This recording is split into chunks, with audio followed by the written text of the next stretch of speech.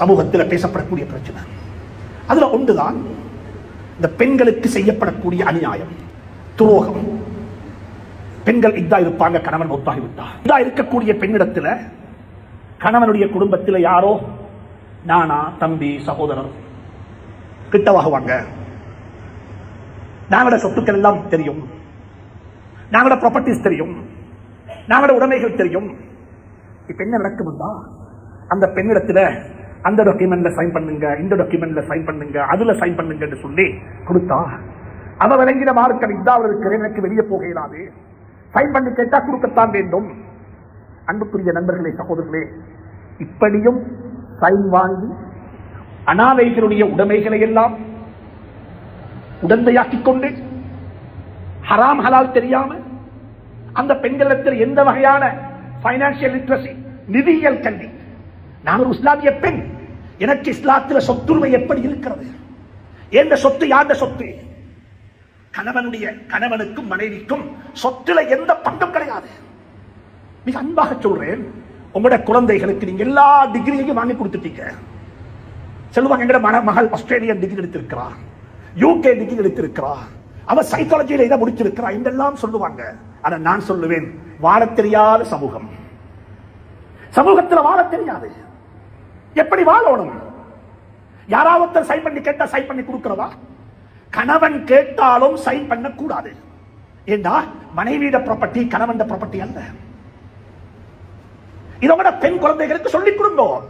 நான் உனக்கு தந்த 50 பவுண்ட் நகை இதோட மாப்பிள்ளையோட பிசினஸுக்கு ஒரு கேபிட்டல் அல்ல, அதோட மாப்பிள்ளை ஹஜ்ஜுக்கு போறதுக்கு ஒரு முதல் அல்ல.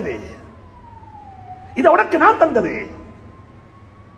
இன்றைக்கு சுப்ஹானல்லாஹ் சமூகத்தில் நடக்கக்கூடிய ஒரு ஆகப்பெரிய அட்டகாசமாக இந்த அட்டகாசம் மாறிவிட்டது. அந்த சகோதரிக்கு, அந்த குழந்தைக்கு, அந்த பெண்ணுக்கு இதை பத்தி எந்த நாலேஜும் இல்லை. இஸ்லாம் இது இஸ்லாம் என்ன வழிகாட்டி இருக்குது? இஸ்லாம் என்ன வழிகாட்டி இருக்குது? குர்ஆன் சொல்லுது வாப்பா, பெண்களுடைய பைனான்சியல் ரைட்ஸ், நிதியியல் ரைட்ஸ் என்ன, அவங்களுக்கு இருக்கிற உரிமை என்ன?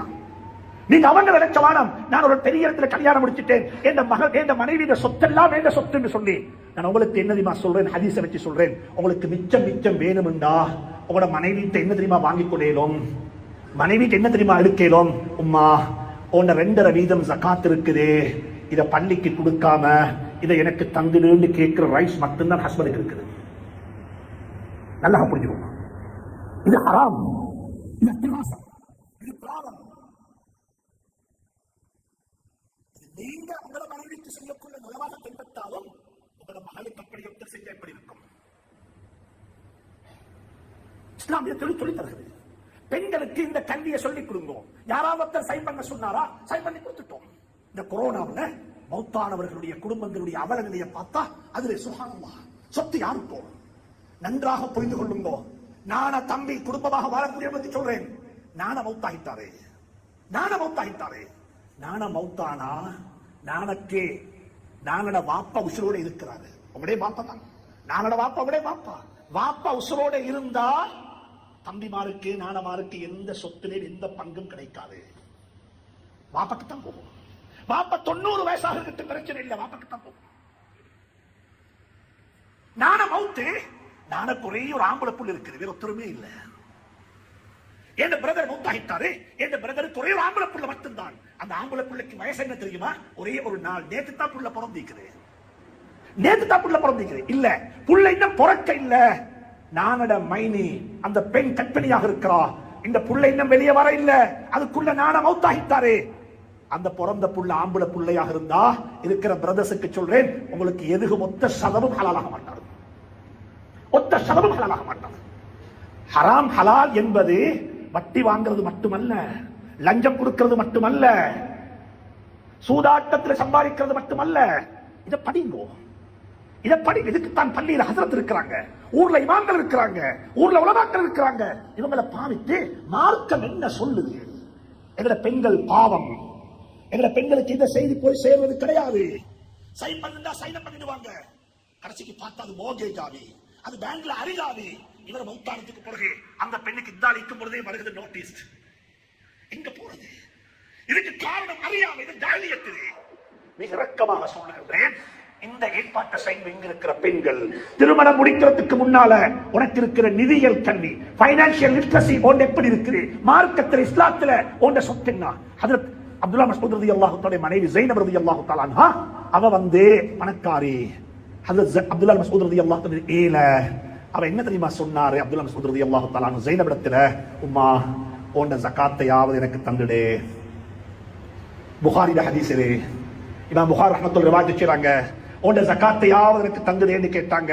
அப்பத்தான் சொன்னாங்க ஸைனப் ரலியல்லாஹு தஆலா அன்ஹு, ஏண்ட ஜகாத் உங்களுக்கு தரையிலாது, நபிட்ட கேட்டுத்தான் செய்வேன் என்று நபிட்ட பேச்சு கேட்டாங்க. ஸல்லல்லாஹு அலைஹி வஸல்லம் அனுமதி கொடுத்தாங்க. ஸைனப், கணவனுடைய ஜகாத்தை மனைவிக்கு வாங்க இயலாது, மனைவியுடைய ஜகாத்தை கணவனுக்கு கொடுக்கலாம் என்று சொன்னீங்க. எனவே வாழ்க்கையில் ஹராம் ஹலால் என்பது ஒரு பெரிய ஒரு பகுதி. அல் ஹலாலு பையினுன் வல் ஹராமு பையினுன். ரமலான் வருகுதா, நவைத்து சௌபகதின் சொல்லணுமா, தராவீஹ் தொழணுமா, அல்லாஹ் எனக்கு உங்களுக்கு நசீபாக்குவானாக. ஏண்டே உங்களுடைய உடம்புல ஓடக்கூடிய ரத்தம் ஹலாலாக இருக்க வேண்டும், இது ஹலாலாக இருக்க வேண்டும். என் வீடு ஹலாலாக இருக்க வேண்டும், என் வாகனம் ஹலாலாக இருக்க வேண்டும், என் உடைமைகள் ஹலாலாக இருக்க வேண்டும். அன்புக்குரிய நண்பர்களே, சகோதரர்களே, ரமலானுக்கு ஆயத்தமாக கொண்டு சொன்னா வீட்டுக்கு பெயிண்ட் பண்ணி வீட்டுக்கு சாமான் கொண்டு சேர்க்கிறது மட்டுமல்ல, அதை செய்யணும், அது வானம் என்றல்ல, அதுக்கு முந்தைய ஆயத்தமாகுங்கோ. எந்த உடைமைகள் ஹலாலாகணும், எந்த இஃப்தார் ஹலாலாகணும், எந்த சஹர் ஹலாலாகணும், எந்த வாகனம் ஹலாலாகணும், எந்த இருப்பிடம் ஹலாலாகணும். அன்புக்குரிய நண்பர்களே, சகோதரர்களே, துஆ கேட்கிறோம். அல்லாஹ் சொல்றான், மல்பசு ஹராம் மஷ்ரபுஹு ஹராம். உடுப்பு ஹராம் அப்பா, குடிக்கிற சாப்பாடு தின்ற சாப்பாடு ஹராம், குடிக்கிற பானம் ஹராம். இதை குடிச்சு கொண்டு யா ரப் யா ரப் யா ரப் என்று நீ எவ்வளவு தான் சுஜூதிலையும் ருக்கூலையும் குனூத்திலையும் என்னதான் கண்ணீர் கொட்டினாலும் ஃபஅன்னா யுஸ்தஜாபு லஹு, அவர்களுக்கு எப்படி ஆமீன் சொல்லப்படும், எப்படி துஆ ஏற்றுக் கொள்ளப்படும். எனவே அல்லாஹ் சுப்ஹானஹு வ தஆலா நம் அனைவர்களுக்கும் ஹராத்தை ஹலாலா, ஹராத்தை ஹராமாக விளங்கி செயல்பட துணை புரிவானாக, தௌஃபீக் செய்வானாக, நல்லல் பாலிப்பானாக. யா அல்லாஹ் எங்களுடைய பாவங்கள் குற்றங்கள் குறைகள் அனைத்தையும் மன்னித்தருள்வாயாக, உண்மையாக விளங்கப்படுத்துவாயாக, ஹராத்தை ஹராமாக விளங்கப்படுத்துவாயாக, ஹராத்தை விட்டு பாதுகாத்துடுவாயாக, நன்மையான கர்மங்களை செய்வதற்கு ஆசை ஆர்வத்தை நசீபாக்குவாயாக.